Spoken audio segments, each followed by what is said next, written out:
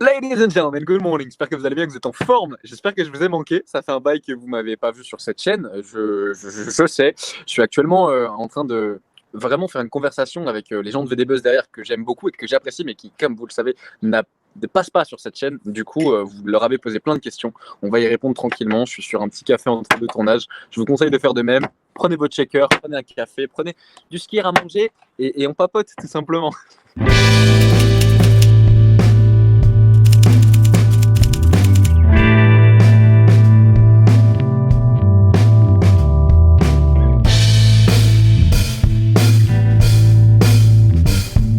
Première question, quel âge j'ai? Alors si on fait le compte, à l'époque où tu m'avais interviewé, j'avais 19-20 ans, et là du coup c'est 2 ans plus tard, donc j'ai du coup 22 ans. Moi et les maths, c'est bien.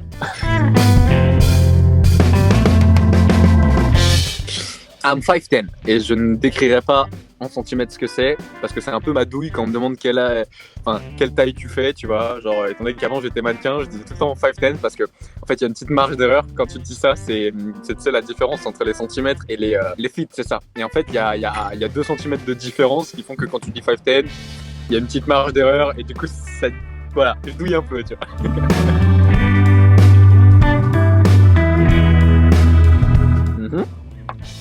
J'ai 2 demi-sœurs du côté de ma maman que je vois très peu, et d'ailleurs c'est pas bien, qui sont beaucoup plus âgées que moi, j'allais dire plus vieilles, mais si elles voient ça elles vont m'éclater.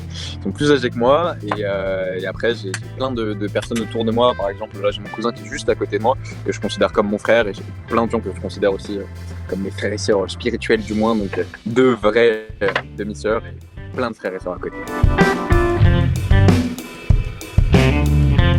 En version brève, je suis eurasien, donc ma maman était française et mon papa est vietnamien, né au Laos, un peu chinois aussi.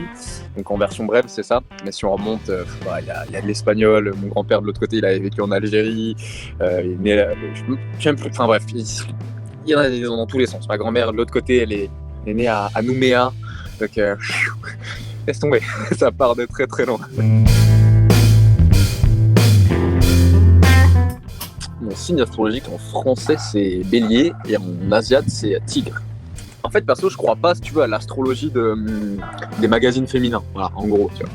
Mais par contre je vais assez loin, tu vois, dans mes pensées. On va dire qu'on a un peu 15 dans ma petite tête, et moi je le visualise comme ça. Je pense que quand tu viens t'incarner dans cette terre, il y a des prédispositions, tu vois, genre astrologiques, et je pense que ça définit vraiment plus ou moins certains patterns, certains types de personnes. La lune, quand on sait à quel point elle influe sur, j'en sais rien, les marées, ou même chez certaines femmes, tu vois, genre la lune influe sur les menstruations, les règles et tout, tu captes qu'on a quand même un lien avec ce qui se passe là-haut. Alors, personnellement, je sais que je suis très, très fonceur et plus ou moins têtu, c'est-à-dire que quand j'ai une idée en tête, je la lâche pas, et c'est une de mes qualités aussi parce que je suis un enfoiré de bosseur, genre, et tant que j'ai pas atteint mon objectif, et tant que pour moi c'est pas bon, bah je fais focus, et même si c'est chiant, même si ça fait mal, et en fait bah c'est la détermination entre guillemets du bélier, tu vois, à toujours vouloir y aller et à toujours être le premier à foncer tête baissée, et c'est vrai que pour le coup ça me ressemble vraiment bien. Pareil pour le tigre, genre ça peut autant être très calme et c'est cool, et ça s'occupe de la tribu, tu vois. Alors, à l'époque où tu m'avais interviewé pour la première fois, je crois que j'en avais pas. Et là, j'en ai 8 parce que j'ai pour objectif d'être un petit cahier de brouillon, parce que j'ai beaucoup de choses à dire. Je crois que tu peux en voir quelques-uns par là, par là, par là, par là, et par là, et par là aussi. Il y en a d'autres, il y en a un autre en bas. Je vais juste en détailler un. Je pense que c'est le plus... Comment dire ? J'ai commencé, si tu veux, par les poignets, les 2 poignets ici. Donc ici c'est marqué Skill Learning, ici c'est marqué Growth. Donc ceux-là je les ai montrés, à la limite ça dérange pas trop si je les remontre. Et en fait ça me définit de ouf, et encore plus sur YouTube si vous regardez ce que je fais en ce moment. J'ai lancé une série vidéo qui s'appelle les Practice Makes Perfect, qui me correspond de ouf, dans le sens où sur YouTube c'est très dur de se trouver soi-même et de faire du contenu qui nous plaît autant, qui marche autant que c'est ce que les gens ils veulent voir. Et je me suis longtemps perdu à essayer de faire des trucs que, tu sais, où genre ça me correspondait pas trop, ça faisait des vues mais j'étais pas trop, enfin moi je m'en foutais de faire des vues sur, j'en sais rien, mes cheveux par exemple, ça a fait 3 millions de vues, mais je m'en fous, je crois que je vais même les supprimer ces vidéos parce que au final j'aime pas l'image que ça dégage, tu vois. Et là, ben j'ai trouvé un concept qui lie vraiment les deux choses qu'il y a tatouées sur mes deux poignets, tu vois, c'est-à-dire la progression et le fait de toujours être en phase d'apprentissage. Lui, c'est con, hein, mais c'est le plus visible et c'est celui où j'ai toujours su que je voulais quelque chose au niveau de mon cou. Et j'ai longtemps attendu, c'est un des derniers qui est allé. C'est tout con, hein, c'est juste marqué Grateful, tu vois. Mais celui-là, c'est pour moi le plus. C'est un vrai rappel, genre tous les jours pour moi, genre peut-être tu te regardes dans le miroir, genre je le vois et je me dis, ah, c'est vrai que aujourd'hui, en fait, comme tous les autres jours de ta vie, t'as juste pas le droit de te plaindre pour rien et t'as juste à être grateful, c'est-à-dire gratifiant, remerciant, reconnaissant. Il y en a que je garde un peu secret, tu vois. Mais le plus deep, sinon, c'est celui-là. Et tu sais quoi, on va laisser la communauté VD Buzz essayer d'analyser. Le plus deep, c'est celui-là. Il faut que je lui fasse des petites retouches. Parce que je l'ai fait 3 fois, mais ça part sur la main. Et vous savez quoi? Je vais vous donner aucun détail dessus. Mais tout ce que je peux vous dire, c'est qu'il est tout petit. Pour un vrai gros message qui va très très loin. Tu vois. Et si vous avez des idées en commentaire, je vous écoute. Je passerai checker un petit peu et voir vos suppositions. Mais bref, je pourrais parler pendant très longtemps des tatous parce que ouais, pour moi, c'est très symbolique de marquer quelque chose sur ton corps. C'est ton véhicule quand même. Tu vas terrestre, tu l'empruntes et si tu marques quelque chose dessus, c'est que vraiment c'est meaningful. Dès que tu me lances sur un truc un peu spirituel, un peu ésotérique, un peu, je sais pas, tout ce qui va plus loin que ce qu'on a l'habitude de voir. Tu vois, moi je déteste le small talk, ils appellent ça les Américains. Je parle beaucoup en anglais aussi parce que c'est pas pour me donner un style ou pour faire, j'en sais rien comme beaucoup pensent que. C'est juste parce qu'il y a des mots qui me parlent beaucoup plus. Et si tu regardes tout ce qui est tatoué sur moi, c'est tout en anglais, tu vois, parce que ça me parle plus. Que ce soit, je sais pas, ici il y a marqué vibes, que ce soit ici, j'en sais rien. Donc quoi que cela, c'est du français-anglais, donc cela tu peux les lire. Mais même grateful, tu vois, pour moi il n'y a pas de mot aussi puissant en français. Et il y a juste des trucs que tu peux pas expliquer en anglais, enfin en français, et vice versa, tu vois. Mais par exemple en anglais, t'as alone et lonely pour dire que t'es seul, sauf que c'est pas juste être seul dans un endroit, tu vois. C'est deux mots vraiment différents qui sont dans un contexte vraiment différent, tu vois. Alors qu'en français, t'as juste être seul. Et donc voilà, c'est le petit aparté sur l'anglais, mais vas-y, il faut que je me taise un peu, je parle trop. C'est juste que petit à petit, ça va être que des petits, mais on va commencer à aller de plus en plus loin. Genre, c'est à cause d'un de mes frérots qui a fait Secret Story, donc peut-être que vous le connaissez. Il s'appelle Stéphane Rodriguez. Si tu mets une photo de lui là, vous allez vite comprendre pourquoi je veux commencer à en avoir de plus en plus. C'est le seul où je me suis dit un jour, quand je l'ai vu dans ma tête, ça fait tilt, je me suis dit c'est exactement ça que tu veux toi. Et avant en fait, j'ai jamais trouvé ça. J'ai toujours vu plein de mecs tatoués et tout, j'ai jamais trouvé ça cool pour moi. Et quand j'ai vu Steph, in real life, j'ai dit allez toi, merci gros, merci d'être rentré dans ma vie à ce moment-là parce que tu m'aides à imager ce que je voulais sur moi. Mais juste, j'arrivais pas à le sortir avec des mots, j'avais vu personne comme ça avec des tatouages comme ça, tu vois. Et voilà. Alors, le confinement c'était assez spécial parce que je sais pas, il y a tout le monde qui était un peu dans un bad mood, tu vois. Et j'ai ressenti ce truc et du coup ça m'a aussi mis dans un bad mood au début. Du coup, en vrai, je trouve ça cool d'un côté parce que ça nous recentre sur nous-mêmes et ça nous permet de... Enfin, si t'as un problème avec le fait de rester seul chez toi et de passer du temps seul avec toi-même, c'est qu'il y a un problème, tu vois. C'est qu'il y a des choses à étudier sur toi-même et il faut comprendre qu'est-ce qu'il y a que tu n'aimes pas. Et si toutes tes soirées, tu les passes dehors, à aller boire des coups, à aller en boîte, à aller, j'en sais rien, à être hors de chez toi, c'est peut-être qu'il y a des trucs de toi à toi que tu veux pas affronter, tu vois. Et du coup, je pense que ça peut être vraiment génial, cette phase de confinement, pour tout simplement se concentrer sur l'essentiel, sur soi-même, sur nos proches, sur les gens qu'on a l'habitude d'oublier, tu vois. Mais de l'autre côté, ça commence à être long, surtout pour ceux qui ont un rythme de vie genre trépidant, entre guillemets, j'en fais partie. Un jour à Paris, l'autre jour en Suisse, l'autre jour au Maroc, l'autre jour n'importe où. Et moi, en fait, c'est surtout ça qui m'a choqué, genre, qui m'a mis dans un mood où, waouh, c'est très spécial pour un mec qui bouge autant que moi et qui suis aussi social et aussi extraverti. Au final, de vivre comme un introverti, tu vois. Donc, c'est à double tranchant, en fait. Tu vois.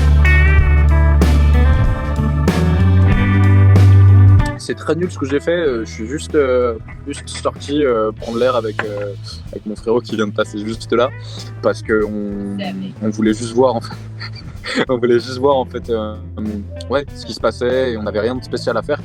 Ouais non, rien de super intéressant.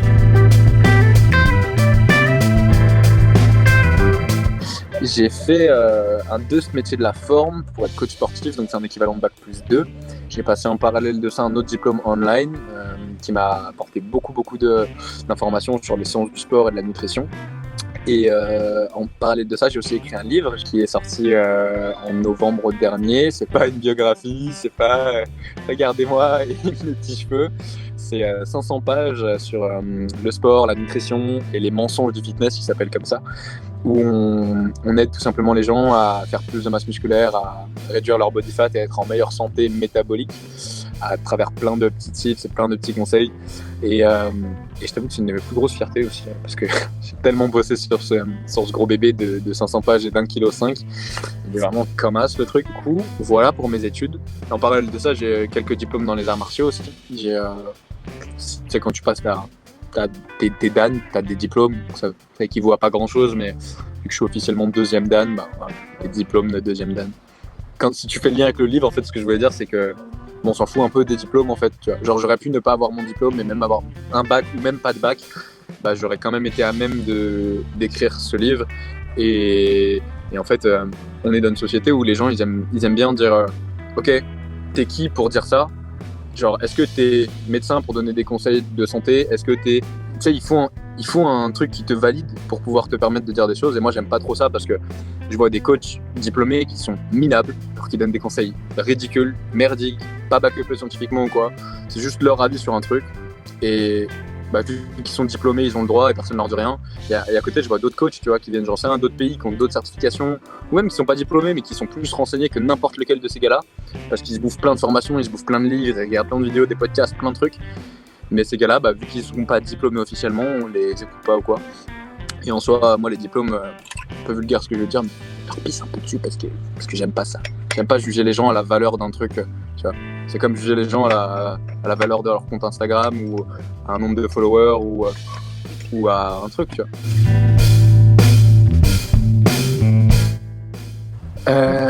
Quel métier? Si, il y a une diff. Avant la télé, j'étais essentiellement dans le mannequinat parce que en fait, à la base, mon rêve de gosse, c'était d'être acteur.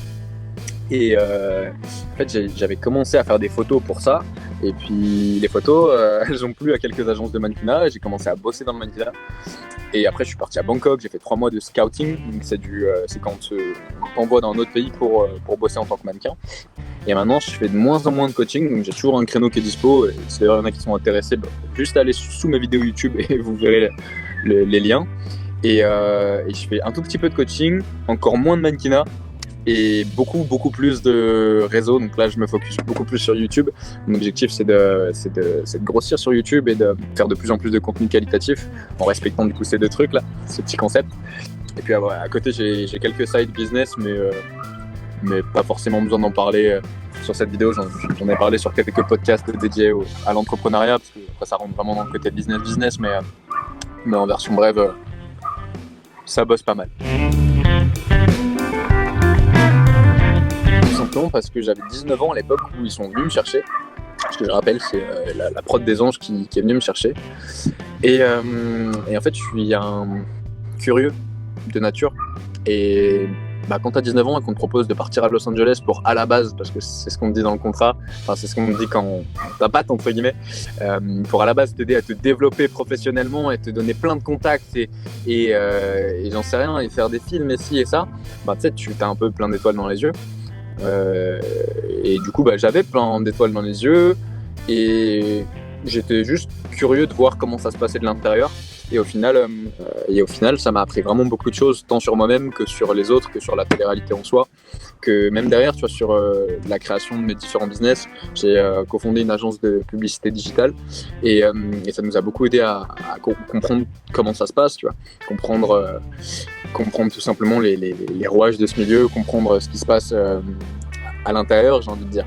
Du coup, mes conclusions, c'est qu'à la télé, tu n'es pas maître de ton image et que tu as un rôle comme sur un jeu d'échecs. Il y a des pions, il y a des fous, il y a des valets, il y a des cavaliers, il y a des rois, il y a des reines dans l'ensemble. Et tu as un rôle et en fait tu es là pour jouer ton rôle. Et en fait voilà, c'est simplement orchestré, il n'y a rien de faux. Ça, c'est un truc qu'on me pose souvent comme question, genre ouais c'est faux, c'est manigancé, machin. Non. Mais il y a juste des gens qui jouent aux échecs au-dessus, tu vois. Et du coup, si toi t'es un cavalier, faut que tu aies ton rôle de cavalier. Il faut pas que faut pas que tu aies envie de faire le cheval, tu vois. Genre vraiment, il y a tout le monde qui a un rôle et c'était vraiment intéressant. C'est comme un terrarium géant, tu vois. Tu mets des souris avec des tortues, avec des requins, avec des ratons laveurs et tu regardes ce qui se passe, tu vois. Mais j'ai bien kiffé, tu vois. Genre, il y a beaucoup de gens qui ont fait des dramas en mode... je sais pas, qui ont fait des articles sur moi en mode Tristan s'énerve contre la prod et chi et ça, mais jamais de la vie, genre.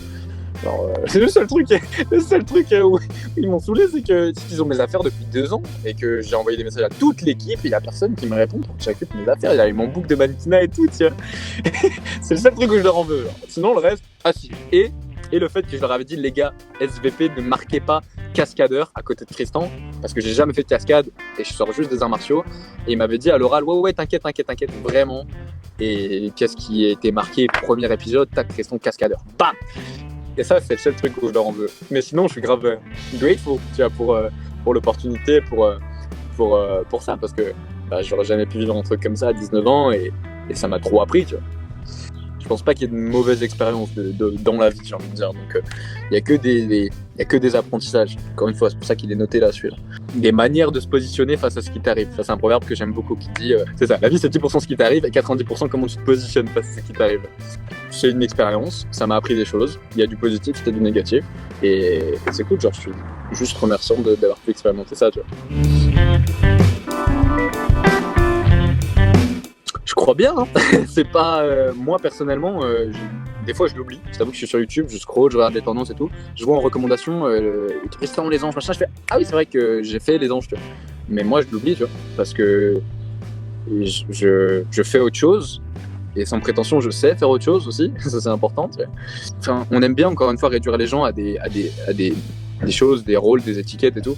Et c'est cool de comprendre que ça, tu vois, j'ai un calendrier de vie dans ma chambre où toutes les genre, il y a 52 cases sur 90 comme ça. Et chaque case, c'est une semaine.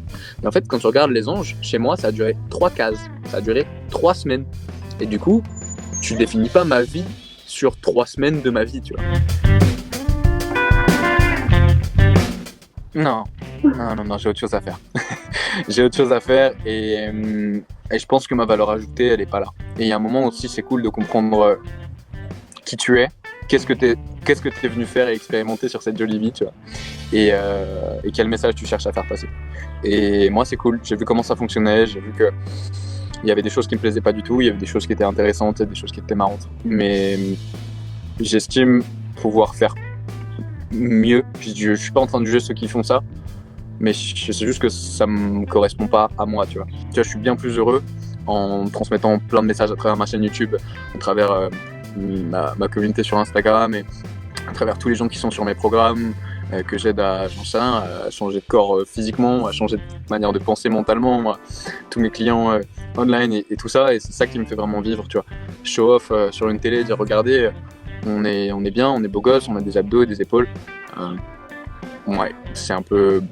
Je sais pas, si on m'appelle pour un truc qui me correspond, why not, tu vois. Un truc à la Koh-Lanta sans drama, ou avec des dramas mais qui se ferait de manière naturelle, tu vois, pas orchestré ou quoi, ça me chaufferait. Parce qu'encore une fois, je suis curieux, je suis sportif, j'aimerais découvrir, j'aimerais expérimenter des trucs.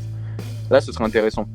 Mais un truc où, enfin, tu vois, il y avait des incohérences, je trouve, dans ce qui s'est passé dans Les Anges, où, par exemple, l'amitié que j'avais eue avec Sarah, c'était le truc le plus pur de toute l'émission, tu vois. Genre, c'était le truc le plus honnête, le plus sincère, le plus vrai, le plus tout ça.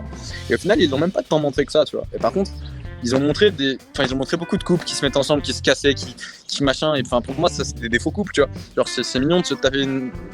Non, on va pas dire ça. Genre c'est mignon de faire des histoires sur 2 jours pour exister à la télé, pour qu'il y ait des gens qui te regardent et pour que tu sois diffusé. Mais c'est pas honnête, c'est pas vrai, c'est pas. Et les gens qui voient ça, ils le savent, tu vois. Et moi, je me disais, mais je sais pas, tu vois, c'est incohérent, tu vois. Ouais, il y a quelques personnes à qui je parle encore. Sarah notamment, il y a Claire, Tomek. J'ai recroisé AD 2-3 fois. Et bien qu'on pense que c'est la guerre entre lui et moi, absolument pas, tu vois. Genre c'est mignon, il y a eu quelques embrouilles, mais on n'a pas 14 ans non plus, tu vois. Non, dans l'ensemble, même moi, tu vois, il y a personne que je déteste, genre, je trouve ça dommage. Enfin, ils avaient tous minimum 5, 6, 10 ans de plus que moi, et puis au final, quand tu regardais la maturité des comportements, tu comprenais que c'était pas l'âge qui définissait c'était pas l'âge qui définissait ça, tu vois. Donc, non, Moi, j'en veux à personne, tu vois. Mais il y a personne avec qui j'ai vraiment gardé contact, à part ceux-là, quoi. Non, moi, je suis en guerre contre personne. Mais apparemment, il y a beaucoup de gens qui sont en guerre contre moi. Parce que, ils aiment bien, ils aiment bien s'automettre dans des dramas, tu sais. Genre, non, mais tu vois, là, c'est con, mais par exemple, je pense à Shanna. Moi, Shanna, c'était vraiment une meuf que j'aimais beaucoup. Genre, dans l'émission, je sais, à un moment, je l'appelais maman et tout. Genre, c'était ma daronne, tu vois, de l'émission, genre. Et elle s'était super vexée sur un tweet qu'elle avait mal pris, alors qu'il y avait rien de méchant, même rien de taclant ou quoi. Et juste, je trouve ça bête, tu vois. Parce que, tu vois, si un jour je regarde cette vidéo, je suis là en mode, je t'aime bien et tu le sais, en plus, c'est con, tu vois. C'est con parce qu'en fait, c'est ça. Si tout le monde est autour d'une table et on discute tous, il n'y a pas de problème, tu vois. Mais avec les réseaux, avec l'image que tu cherches à te donner, ci et ça, et que, il y a tout le monde qui... Voilà, même ma caméra, elle se barre, tu vois.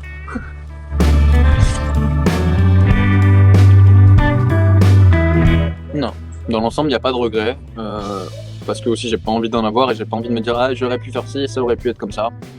Maintenant, le seul regret que j'ai eu, non, même pas, c'est même pas des regrets, mais on m'a dit beaucoup de choses qui sont avérées. J'ai pas envie de dire fausses, mais un peu quand même, quoi. On m'a vendu pas mal de choses qui ne se sont jamais produites, quoi.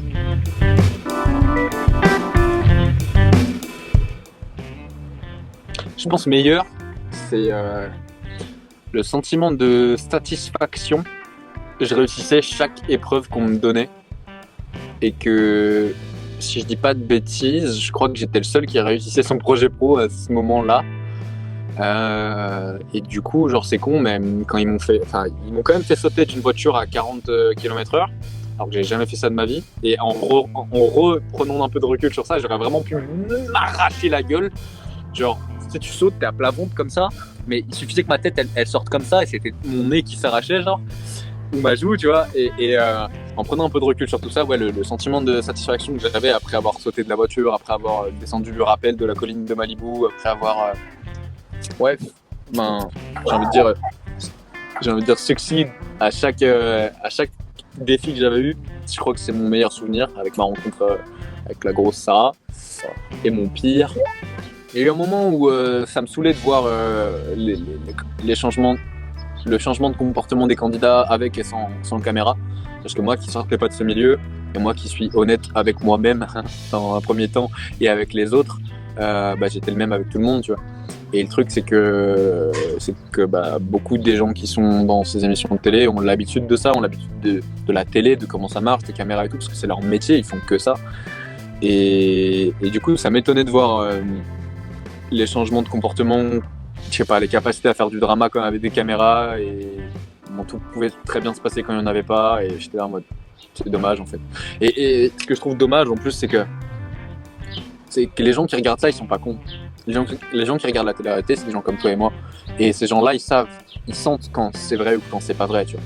Et en fait, je me dis, mais il se passe des vrais trucs, tu vois. Il se passe des vraies amitiés comme Sarah et moi, il se passe des vrais couples par-ci par-là. Mais highlightez ça, tu vois, mettez ça en avant, au lieu de mettre genre la bimbo de l'aventure avec le mec qui sort avec toutes les meufs de l'aventure, qui font que de se mettre ensemble, d'être sur séparés pour faire du drama, tu vois. Genre, les gens, ils veulent pas voir ça, les gens, ils veulent du vrai, ils veulent de l'honnête, ils veulent du spontané, tu vois. Et je trouve ça tellement dommage. En fait, en vrai, une télé-réalité bien faite, je pense que ça pourrait cartonner, mais incroyablement, tu vois. Dans le sens humain, dans le sens même des chiffres et tout, tu vois. Mais je pense que voilà, si tu vois que c'est la télé-réalité en déclin depuis toutes ces années, qu'il y a que quelques émissions par-ci par-là qui réussissent à sortir leur tête de l'eau, c'est peut-être justement parce que les gens ils veulent pas voir ça, tu vois. Ils veulent voir quelque chose de plus honnête. Mais bon, ce n'est que mon humble avis. Avec Sarah, ça va très bien, mais juste elle répond une fois sur 8. Donc Sarah, si tu vois ce message, go fuck yourself. Et non, je l'adore toujours. C'est ma grande sœur spirituelle. Elle fait chier, juste elle répond jamais. Voilà. Non, on prend pas trop le temps de se voir ou de s'appeler parce qu'elle est busy et moi aussi. Mais c'est dans mon cercle des gens que je considère comme mes amis. Et je sais que si je suis dans la merde, elle est là et vice versa. Donc c'est tout ce qui m'importe. Pour moi, tes vrais amis, t'as pas besoin de les appeler, de les voir tous les jours. tes vrais amis, c'est comme ton best friend, enfin, tes best friends, tu sais qu'ils sont là, quoi qu'il arrive. Et t'as pas besoin de leur texter tous les jours un ça va, tu vois. Genre, t'es là s'ils ont besoin, ils sont là si t'as besoin, tu le sais. Et à partir du moment où tu le sais, bah, allez, hop, no need to say when you feel, tu vois. Genre, c'est quelque chose que tu ressens, c'est quelque chose que tu... La vraie bromance, comme je l'appelle, entre deux mecs, par exemple, elle part pas. Elle part pas avec le temps, elle part pas avec la distance. Le vrai amour, il part pas avec la distance. Et c'est de l'amour, en fait, dans une amitié, tu vois. C'est une forme d'amour. Donc, ouais. Moi, mes vrais potes, je leur parle pas souvent, mais je sais qu'ils sont là.